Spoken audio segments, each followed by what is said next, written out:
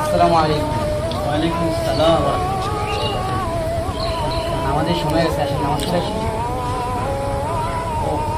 চলো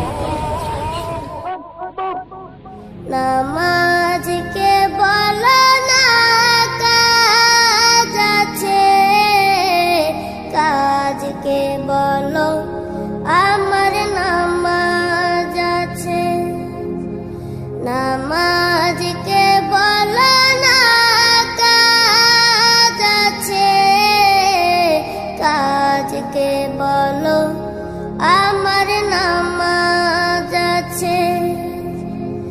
নামাজ বিহীন পরপারে কি জবাব দিব